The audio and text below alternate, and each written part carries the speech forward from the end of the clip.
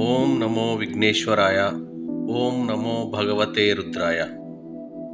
ఈరోజు నేను మీతో పంచుకోబోతున్న సమాచారం 3 వేర్వేరు కాలాలకు సంబంధించిన శిల్ప సంపదతో కూడిన పురాతనమైన మరియు ప్రత్యేకమైన ఆలయం. ఈ అరుదైన ఆలయమే వేల్పుగొండలో ఉన్న శ్రీ తుంబురేశ్వర స్వామి ఆలయం. పూర్తి సమాచారంలోకి వెళ్లే ముందు వీక్షకులందరికీ ఒక విన్నపం.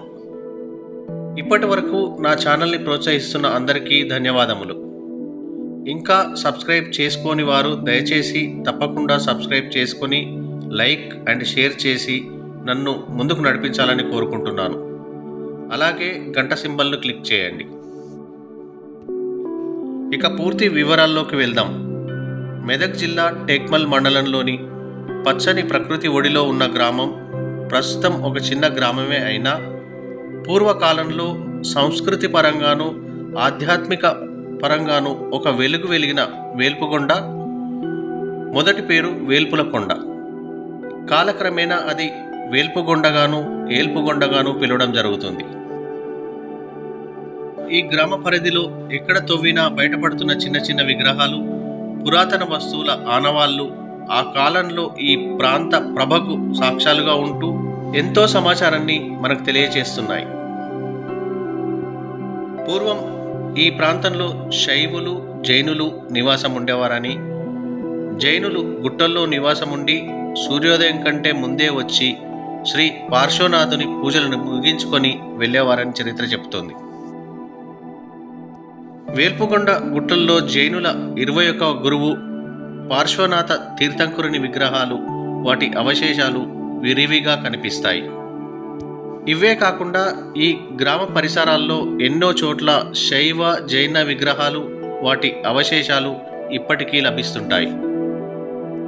ఎంతో చరిత్ర ఉన్న ఈ గ్రామ సమీపంలో చెరువు ఒడ్డున ఉన్న ప్రధాన శైవ క్షేత్రమైన శ్రీ తుంబురీశ్వర స్వామి ఆలయం గురించిన విశేషాలు తెలుసుకుందాం. అందుబాటులో ఉన్న చరిత్ర ప్రకారం అప్పటి చాళుక్యుల సామంతరాజు పరిపాలనలో ఉన్న ఈ ప్రసిద్ధ శైవ క్షేత్రం ఎంతో అద్భుతమైన శిల్పకళా శైలితో నిర్మించబడింది.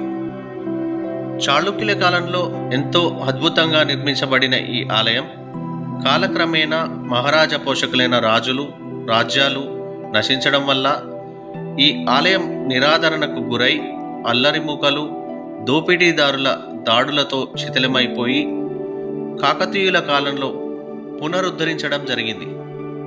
ఈ ఆలయంలో చాళుక్యులు మరియు కాకతీయుల శిల్ప నిర్మాణ శైలి దర్శనమిస్తుంది.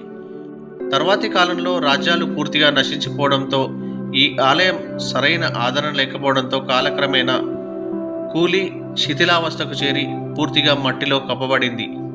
తదుపరి కాలంలో చెరువు పునరుద్ధరణ సమయంలో బయటపడిన ఈ గుడి శిథిలాలతో గ్రామస్తులు తిరిగి ఆలయం నిర్మించడం జరిగింది. స్థానికులు మరియు గ్రామస్తులచే పునర్నిర్మాణం గావించబడిన ఈ ఆలయ నిర్మాణంలో 3 వివిధ రకాలకు సంబంధించిన నిర్మాణ శైలి కనిపిస్తుంది. ఈ ఆలయంలో గర్భగుడి పైన ఉన్న గోపురం కొత్త రాయితో కట్టినట్టు కనిపిస్తుంది. గర్భగుడి ముందల ఉన్న మండపం కాకతీయుల శిల్ప నిర్మాణ శైలి, ఆలయం చుట్టూ అమర్చబడిన నిర్మాణాలలో చాళుక్యుల శిల్ప సంపద కనిపిస్తుంది.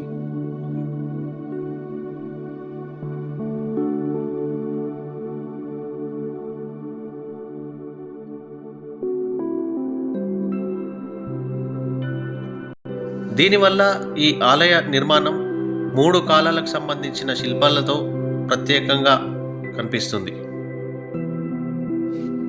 ఆలయ ప్రధాన ద్వారం, గర్భగుడి ద్వారం, ఆలయం చుట్టూ నల్లని రాతితో అత్యంత సుందరంగా చెక్కబడిన శిల్పాలు, స్తంభాలు ఒక పద్ధతి ప్రకారం అమర్చబడి ఉన్నాయి. ఈ ఆలయం యొక్క గర్భాలయానికి వెలుపల 3 దిక్కుల లక్ష్మీదేవి, మహాకాళి మరియు సరస్వతి అమ్మవార్ల విగ్రహాలు దర్శనమిస్తాయి. ఈ శిల్పాలు ఎంత శ్రద్ధతో చెక్కబడి ఉన్నాయంటే గుడి వెనుక వైపున ఉన్న విగ్రహం చేతిలోని జపమాల కూడా చాలా స్పష్టంగా కనిపిస్తుంది. ఈ ఆలయం చుట్టూ ఉన్న శిల్పాలలో ఒక స్త్రీ కాలికి నాగబంధము, ఒక స్త్రీ తన శిశువుకు పాలిచ్చుట, ఒక స్త్రీ దర్పణంలో వీక్షిస్తూ అలంకరించుకున్నట్టు, మరొక స్త్రీ కాళ్లను కోతి పట్టుకొని పాకుతున్నట్టుగా కనిపిస్తాయి. ఇవే కాకుండా వివిధ నాట్య భంగిమలలో స్త్రీల విగ్రహాలు దర్శనమిస్తుంటాయి. ఎంతో అద్భుతమైన ఈ శిల్పాలు చూపరుల మదిని చూరగొంటాయి. ఇంకా ఇందులో ఉన్న మదనికల శిల్పాలు జీవకళ ఉట్టిపడుతూ చూపరులని కనుతిప్పుకోనివ్వకుండా ఆశ్చర్య శక్తుల్ని చేస్తాయి.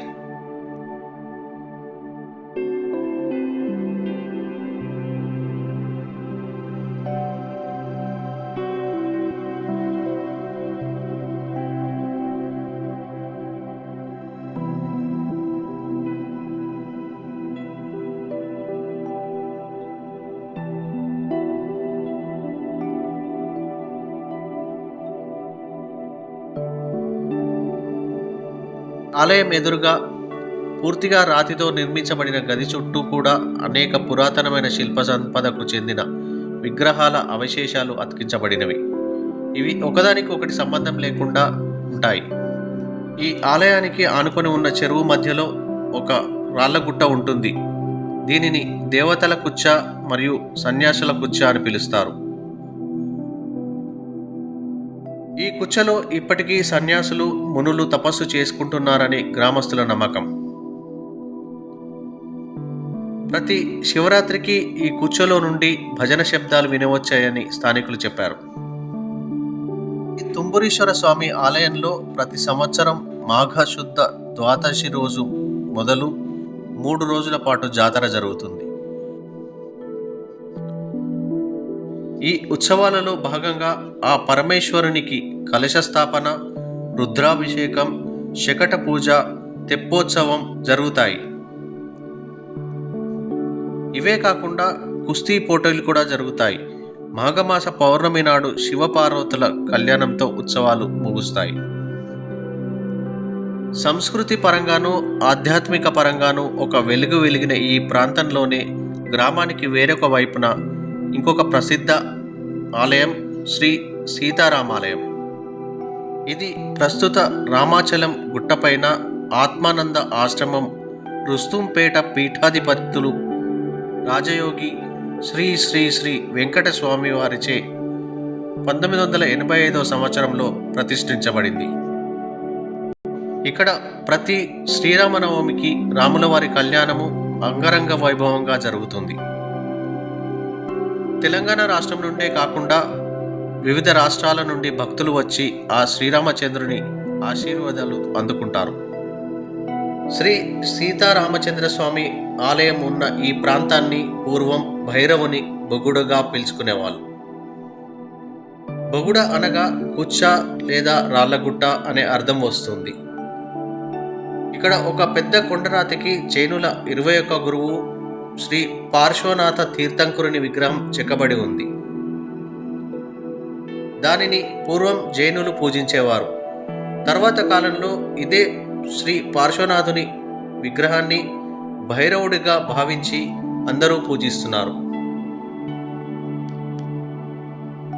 అందువల్ల దీన్ని భైరవుని బొగుడగా పిలుస్తారు. ఈ కుచ్చపై పెద్ద పెద్ద దోణెలు అనగా గుహలు ఉన్నాయి. వీటి అందే జైనులు నివసించేవారని చెప్తుంటారు. ఈ కుచ్చపై పాతకాలపు లిపిలో ఎర్ర రంగులో వ్రాసిన వ్రాతలు ఇప్పటికీ కనిపిస్తుంటాయి. ఆ వ్రాతలకు వాడిన రంగులు ఎండ, వాన, చలికి తట్టుకొని ఇప్పటికీ రంగులు చెక్కు చెదరలేదు. అంటే అప్పటి వారి ప్రతిభ ఎట్టిదో విశ్లేషించవచ్చు. ఇంతటి చారిత్రాత్మకమైన గ్రామాన్ని, ఈ ఊరి ప్రకృతి సౌందర్యాన్ని మనకు పరిచయం చేసిన నా చిరకాల మిత్రుడు కేదార్నాథ్ దేశపాండే మరియు సమాచారం పంచుకున్న వేల్పుగొండ గ్రామస్తులకు ధన్యవాదాలు తెలియజేసుకుంటున్నాను. అలాగే ప్రతి ఒక్కరూ ఈ గ్రామంలో వెలిసి ఉన్న దేవాలయాలను దర్శించుకొని ఈ ఊరి ప్రకృతి సౌందర్యాన్ని ఆస్వాదించి ఆనందించాలని కోరుకుంటున్నాను. ఇక్కడికి రావాలనుకునే వారి కోసం కింది డిస్క్రిప్షన్లో లొకేషన్ షేర్ చేయబడింది. ఈ ప్రాంతాన్ని సందర్శించాలని అనుకునే వారి కోసం ఆగస్టు నుండి డిసెంబర్ వరకు చాలా అనుకూల సమయం. ఛానల్ని ఇంకా సబ్స్క్రైబ్ చేసుకొని వారు దయచేసి తప్పకుండా సబ్స్క్రైబ్ చేసుకొని లైక్ షేర్ చేసి నన్ను ముందుకు నడిపించాలని కోరుకుంటున్నాను. అలాగే గంట సింబల్ని క్లిక్ చేయండి. అందరికీ ఎల్లవేళలా అంతా మంచి జరగాలని కోరుకుంటూ మీ శ్రీనివాస్.